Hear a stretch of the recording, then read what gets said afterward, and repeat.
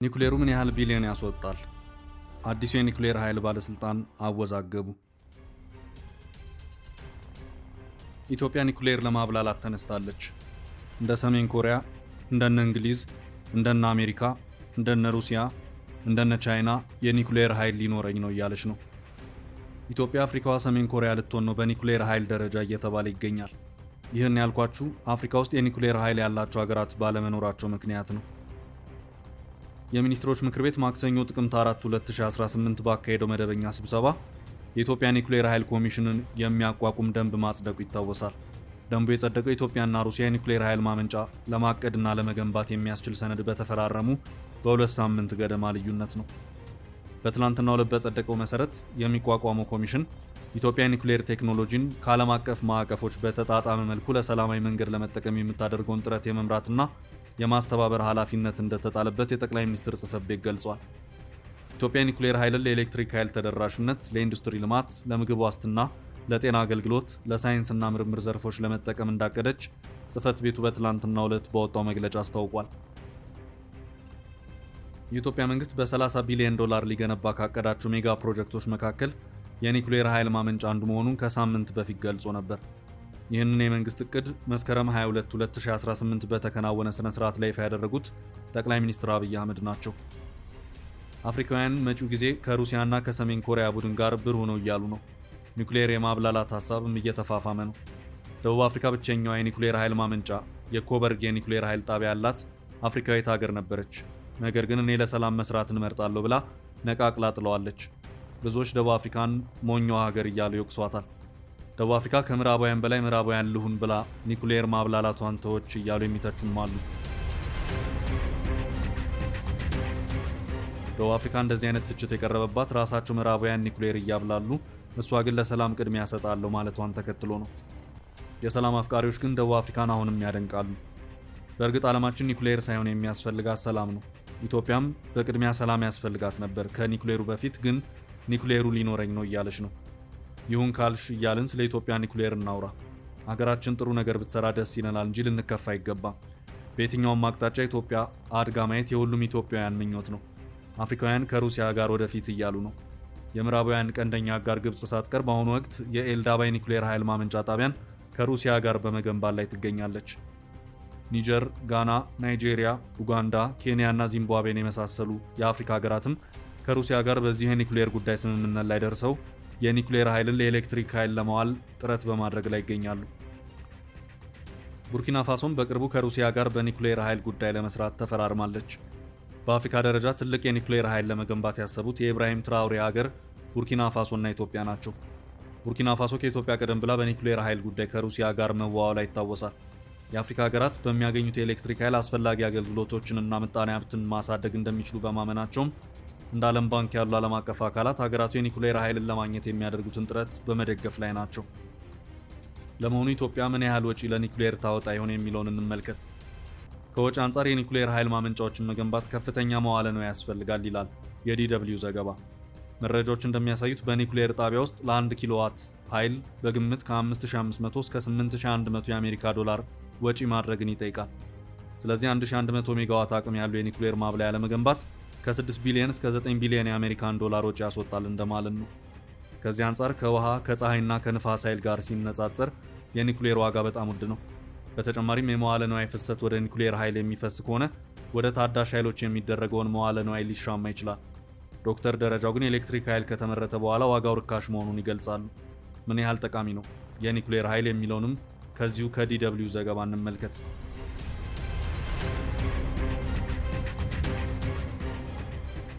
በአዲስ አበባ ሳይንስና ቴክኖሎጂ ዩኒቨርሲቲ የኒኩሌር ማብላያ ቴክኖሎጂ የልዕቀት ማዕከል ኃላፊ ዶክተር ደረጃው አየለ የኒኩሌር ኃይል በርካታ ጠቀሜታዎች አሉት ይላሉ። ማብራሪያቸውን ኒኩሌር ምንድነው ከሚለው ይጀምራሉ። እንደ ዶክተር ደረጃው ገለጻ የኒኩሌር ኃይል ከኤሌክትሪክ ማመንጫነቱ በተጨማሪ ለትምህርትና ምርምርም ወሳኝ ጠቀሜታ አለው። ይህም የሳይንስ እውቀትን ለማዳበር፣ ፈጠራን ለማስተዋወቅና እንደ ኃይል፣ ጤናና አካባቢ ያሉ የማህበረሰብ ተግዳሮቶችን ለመፍታት ይረዳል። የኒኩሌር ነዳጅ ከፍተኛ ኃይል ጥንካሬ ያለው ሲሆን 1 ኪሎ ግራም ዩራኒየም በተመሳሳይ በድንጋይ ከሰል ከሚመረተው 20 ሺህ እጥፍ ኃይል ማምረት ይችላል። ይህ የኃይል ግዝፈት ከቅሬታ አካል ነዳጆች ጋር ሲነጻጸር የነዳጅ ፍጆታ ድግግሞሽና መጠንን ይቀንሳል። የኒኩሌር ኃይል ማመንጫዎች በሚሰሩበት ጊዜ አነስተኛ የሙቀት አማቂ ጋዞች የሚያመነጩ በመሆናቸውም ለአየር ንብረት ለውጥ አዎንታዊ አስተዋጽኦ አለው። ይህም በ1 ኪሎዋት ኃይል ከ15 እስከ 50 ግራም ካርቦን ዳይኦክሳይድ በሰዓት ያመነጫል። ይህም በሰዓት 450 ግራም ከሚያመነጨው የተፈጥሮ ጋዝ እና 1050 ግራም ከሚያመነጨው የድንጋይ ከሰል ጋር ሲነጻጸር በጣም የተሻለ ነው።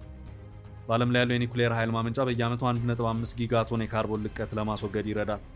አስተማማኝነቱን በተመለከተም የኒኩሌር ኃይል ማመንጫዎች ከየትኛውም የኃይል ምንጭ በተሻለ በከፍተኛ አቅም ያለማቋረጥ መስራት ይችላል። በቅሪተ አካል ነዳጅ ላይ ያለውን ጥገኛነትም ይቀንሳል።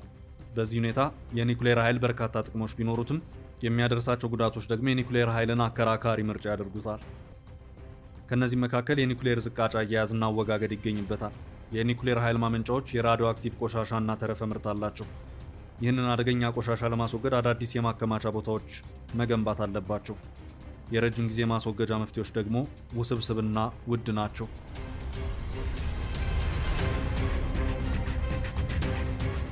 አዲሱ የኒኩሌር ኃይል ኮሚሽነር አነጋጋሪ ሆነዋል።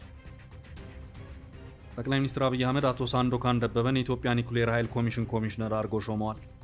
አቶ ሳንዶካን ደበበ ከጥቅምት 4 ቀን 2018 ዓ.ም ጀምሮ መሾማቸውን ነው የጠቅላይ ሚኒስትር ጽህፈት ቤት ያስታወቀው። እኚህ ባለስልጣን የምግብ ሳይንስ ባለሙያ ወይም ኒውትሪሽኒስት መሆናቸው ግን ውዝግብ ፈጥሯል። እንዴት ከቴክኖሎጂ ጋር በተያያዘ ሙያዊ እውቀት ያለው ሰው በቦታው አልተመደበም የሚል ጥያቄ ተነስቷል። ፖለቲከኛ ጀዋር መሐመድ እንዴት አንድ ኒውትሪሽኒስት የኢትዮጵያ ኒኩሌር ኃይል ኮሚሽን ኮሚሽነር ይሆናል? በሙያው ቢመደብ መልካም አይሆንም ነበር በማለት ቅሬታቸውን ገልጸዋል። አዲሱ ኮሚሽነር ለጠቅላይ ሚኒስትር አብይ አህመድ የቅርብ ሰው ናቸው። በ2001 ዓ.ም ከሐረማያ ዩኒቨርሲቲ በምግብ ሳይንስና በምርት አሰባሰብ ቴክኖሎጂ የመጀመሪያ ዲግሪያቸውን ያገኙት አቶ ሳንዶካን ከ2 ዓመት በኋላ ከአዲስ አበባ ዩኒቨርሲቲ በምግብ ሳይንስና ኒውትሪሽን ሁለተኛ ዲግሪያቸውን ይዘዋል። በዚሁ ዓመት የብዝሃ ሕይወት ጥበቃ ኢንስቲትዩት የሚባለውን መንግስታዊ ተቋም በምርምር ሰራተኝነት ተቀላቅለዋል። በኢንስቲትዩቱ 3 ዓመት ለሚጠጋ ጊዜ የቆዩት አቶ ሳንዶካን ቀጣይ ማረፊያቸው አዲስ አበባ ሳይንስና ቴክኖሎጂ ዩኒቨርሲቲ አስቱ ነበር።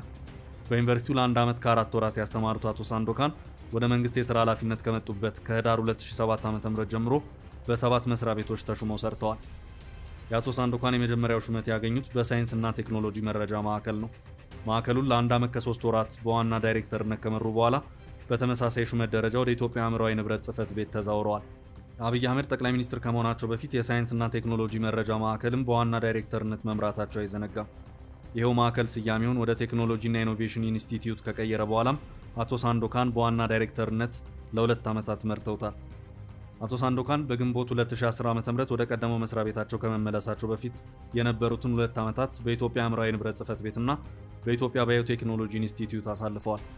ጽህፈት ቤቱን በዋና ዳይሬክተርነት ለ1 ዓመት፣ ኢንስቲትዩቱን ደግሞ በምክትል ዳይሬክተርነት ለ2 ዓመት ከ2 ወር ጊዜ በኃላፊነት መርተዋል።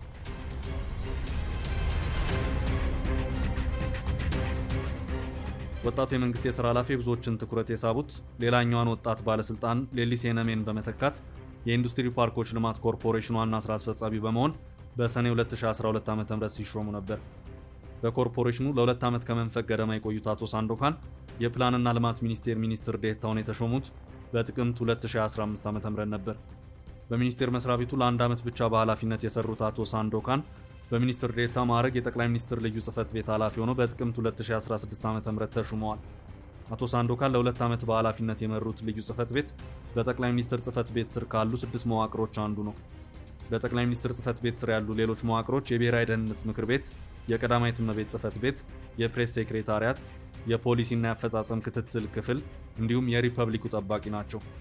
በስራቸው ጸባይ ምክንያት ጠቅላይ ሚኒስትሩ በሚገኙባቸው የሀገር ውስጥና የውጭ ሀገራት ሁነቶችና ጉብኝቶች ላይ ከአጠገባቸው የማይጠፉት አቶ ሳንዶካን ኢትዮጵያ ከሩሲያ ጋር የኒኩሌር ኃይል ማመንጫ ለመገንባት የሚያስችል ስምምነት በተፈራረመችበት ወቅትም በቦታው ተገኝተዋል።